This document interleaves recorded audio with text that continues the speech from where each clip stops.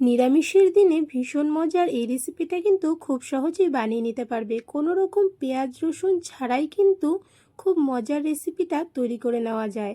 সামনেই তো পটলের সিজন চলে এসেছে, তাই আজকে আমি তোমাদের সঙ্গে আলু পটলের কোরমা রেসিপি শেয়ার করছি। বাংলার রান্নাঘর চ্যানেলে তোমাদের সবাইকে স্বাগত জানিয়ে আরও একটা নতুন রেসিপি নিয়ে হাজির হয়ে গেলাম। সেটাও আবার সম্পূর্ণ নিরামিষ। নিরামিষের দিনে বলো অথবা পুজোর ভোগে খুব সহজে বানিয়ে নেওয়া যায়। তাহলে চলো রেসিপিটা শুরু করা যাক। সবার প্রথমে পটলের কোরমা তৈরি করার জন্য এইখানে আমি কিছু পটল নিয়েছি। পটলগুলো দেখো কিছুটা চোচা ছাড়িয়েছি আর কিছুটা কিন্তু এমনি পরিষ্কার করে নিয়েছি, মানে কিছুটা চোচা রেখেছি, কিছুটা ছাড়িয়ে নিয়েছি। এবার ভালো করে ধুয়ে পটলগুলোকে মাঝখান থেকে একটা টুকরো করে নিচ্ছি। খুব বেশি ছোট করব না, একটু বড় বড় থাকলেই বেশ ভালো লাগে। সবগুলো পটল কেটে নেওয়া এখানে হয়ে গেছে। এর সঙ্গে লাগবে আলু। আলুগুলোকেও আমি কিন্তু বড় বড় টুকরোতে কেটে ভালো করে ধুয়ে নিয়েছি। এইবার আলু পটল ভেজে নেব। তাই এইখানে কড়াইতে আমি সর্ষের তেল কিছুটা গরম করে নিয়েছি, তার মধ্যে প্রথমেই পটলগুলো ভেজে নেব। সবগুলো পটল দিয়ে দিলাম। এর মধ্যে অল্প একটু লবণ আর অল্প একটু দিয়ে দিলাম হলুদ গুঁড়ো দিয়ে এবার পটলগুলোকে ভেজে নিচ্ছি। তোমরা চাইলে আলু পটল এখানে একসঙ্গেও ভেজে নিতে পারো, তবে পটল থেকে যেহেতু জল বের হয় তাই আলু পটল একসঙ্গে ভাজলে আলুগুলো ঠিক করে ভাজা হয় না, তাই এখানে আমি আলাদা করে ভেজে নিচ্ছি। যতক্ষণ পটলগুলো ভাজা হচ্ছে ততক্ষণ একটা মশলা তৈরি করে নেব। মিক্সির বাটিতে কয়েকটা কাঁচা লঙ্কা নিয়ে নিলাম। লঙ্কাটা অবশ্যই যে যতটা ঝাল খাবে সেই অনুযায়ী নিয়ে নেবে। তার সঙ্গে কয়েক টুকরো আদা এবং কয়েকটা দিয়েছি কাজু বাদাম। আর কোনো কিছুই দিচ্ছি না, অল্প একটু জল দিয়ে এবার একসঙ্গে সব কিছুকে কিন্তু আমি পেস্ট করে নিচ্ছি। দেখো মশলাটা তৈরি হয়ে গেছে, বেশ যতটা পারা যায় মিহি করে আমি পেস্ট তৈরি করে নিয়েছি। এইদিকে পটলগুলোও কিন্তু ভাজা হয়ে গেছে, বেশ সুন্দর লাল লাল হয়ে গেছে। এবার পটলগুলোকে আমি তেল থেকে উঠিয়ে নেব।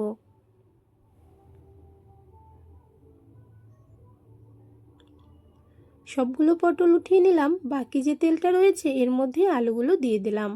পটল ভাজার সময় লবণ হলুদ দিয়েছিলাম, এই তেলের মধ্যে কিন্তু লবণ হলুদ রয়েছে, তাই এখানে আলুতে আর কোনো রকম লবণ হলুদ দেওয়ার দরকার নেই। এমনিতেই কিন্তু আলুগুলো বেশ সুন্দর হলুদ কালার হয়ে গেছে। আলুগুলোকেও আমি লাল লাল করে ভেজে নিচ্ছি।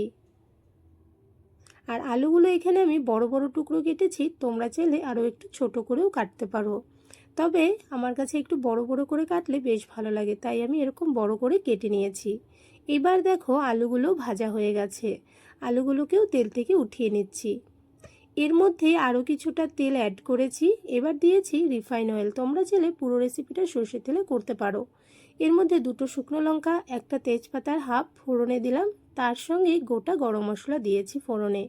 এবার একটু ভাজা হওয়ার পর এর মধ্যে দিয়ে দিতে হবে 1 চামচ গোটা জিরে। গোটা জিরেটা হালকা একটু ভেজে নিয়ে পেস্ট করে রাখা মশলা, তার সঙ্গে মিক্সির বাটিটা ধুয়ে সামান্য একটু জল অ্যাড করে দিলাম। এবার ভালো করে নেড়ে চেড়ে সব মশলাকে একসঙ্গে কষিয়ে নিতে হবে। মশলা থেকে খুব তাড়াতাড়ি কিন্তু তেল ছাড়তে শুরু হয়ে যাবে। যখন দেখো এইভাবে তেল ছাড়ছে তখন এর মধ্যে আমি টমেটো পিউরি অ্যাড করেছি।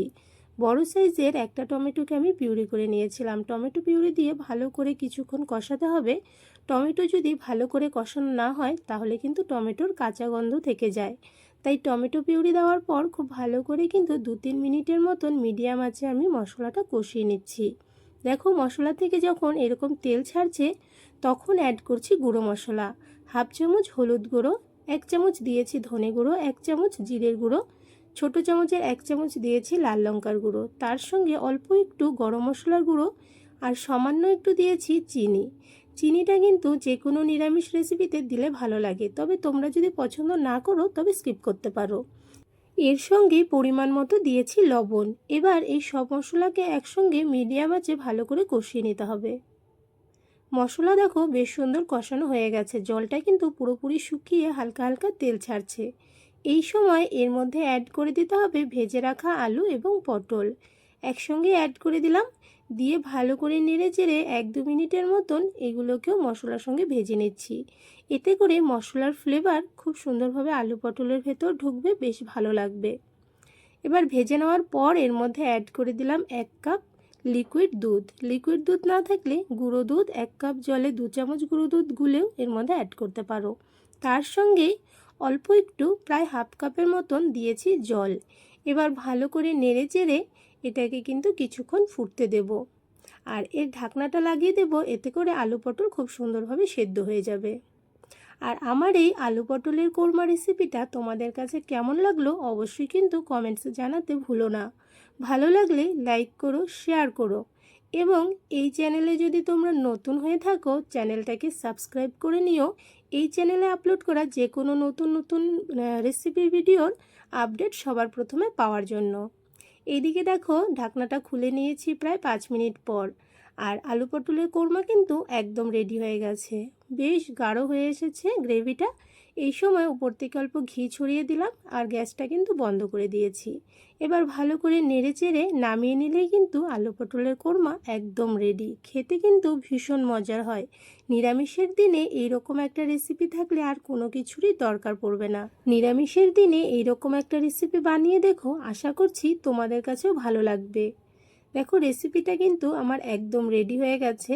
আমি একটা থালাতে উঠিয়ে নিয়েছি। বেশ ভালো লাগে কিন্তু খেতে। অবশ্যই ট্রাই করো।